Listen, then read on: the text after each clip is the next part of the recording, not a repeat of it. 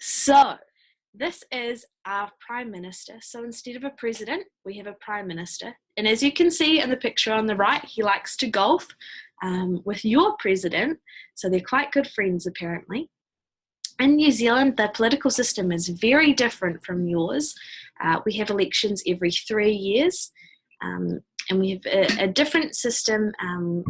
We don't have states, so generally the public just all comes together and votes, and whoever gets the most votes wins. So it's very, very simple.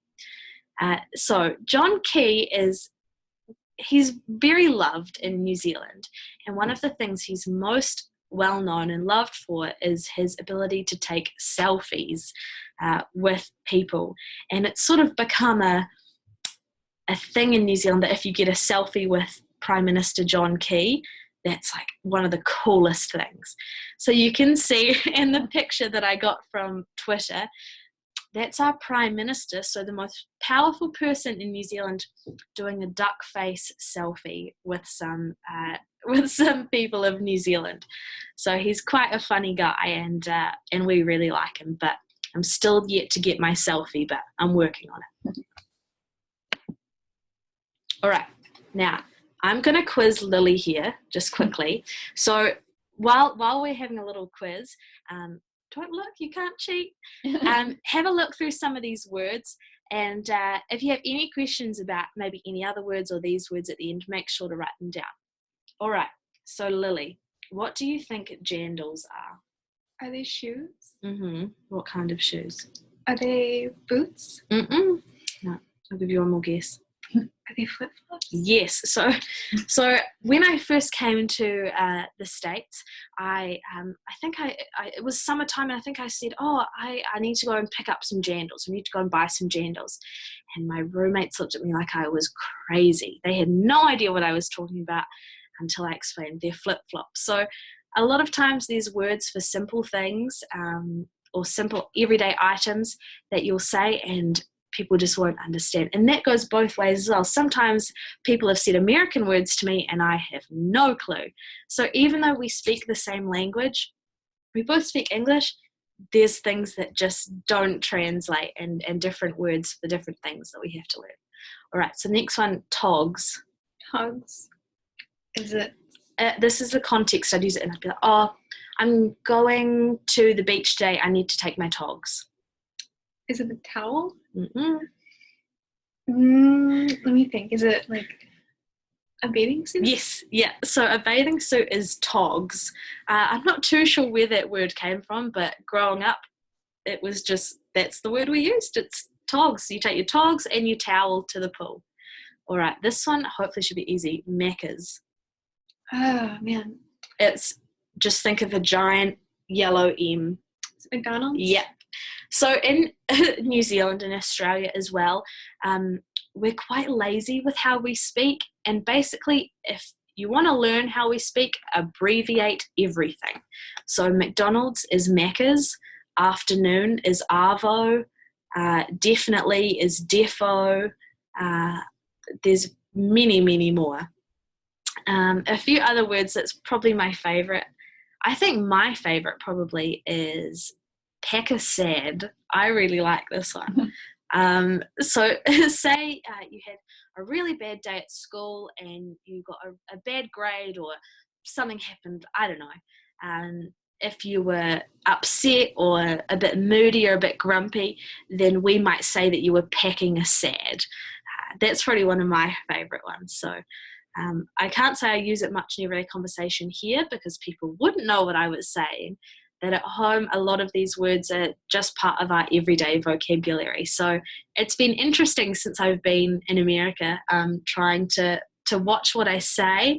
But like words might come out and I'll usually get a strange look or someone will say, what does that mean? And then I can teach them. So my roommates have enjoyed it. Their vocabulary has grown quite a lot.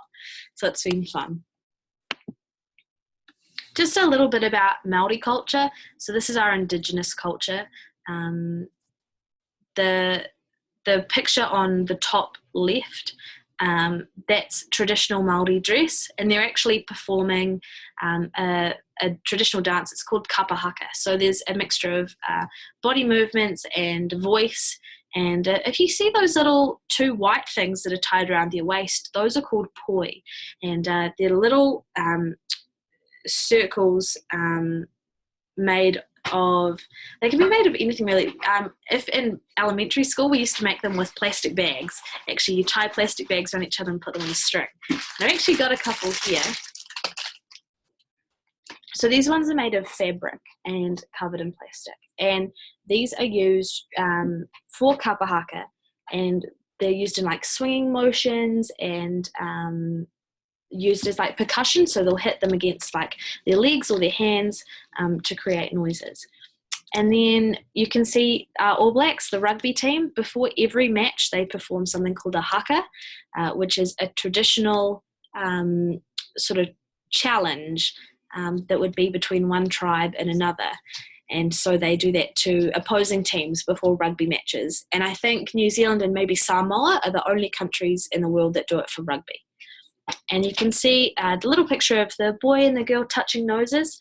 That is called a hongi, which is a traditional Maori greeting, which instead of saying like hello or shaking someone's hand, you'd give them a hongi. All right, this is my favourite part about talking about New Zealand, and also the part that makes me most homesick, because our food in New Zealand is amazing.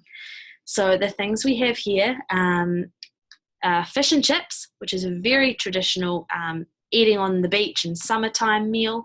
Then a pavlova, which is like a meringue topped with fruit. It's really, really yummy. Very hard to make, but very good. And we have some Marmite. You may have heard about Vegemite. That's the Australian version. And it's very salty, very strong. You put it on toast or bread, and it's very good to eat, but very, very strong. And then down the bottom we have some candy. Now pineapple lumps are like pineapple flavoured chewy candy covered in chocolate. They're my absolute favourite thing in the world. I love them. And so my mum, who still lives in New Zealand, sends me a couple packets every so often, so I can fulfil my cravings for them. They're very good. Do you have any? Right now? They're all gone, so I'm awaiting my next care package. Just some other little foods. We're really well known for our seafood, so oysters, mussels, things like that. And then if you see smack bang in the middle is a mince pie.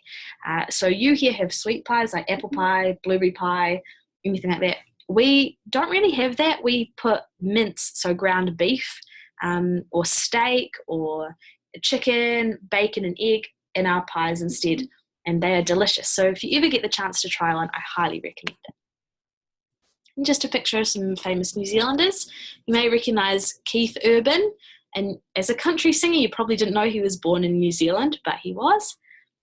We've got Peter Jackson, who directed The Lord of the Rings, Lord, who is probably one of our most well-known New Zealanders at the moment, Sir Edmund Hillary, who first climbed Mount Everest, and Lydia Ko, who is one of the best golfers in the world at the moment.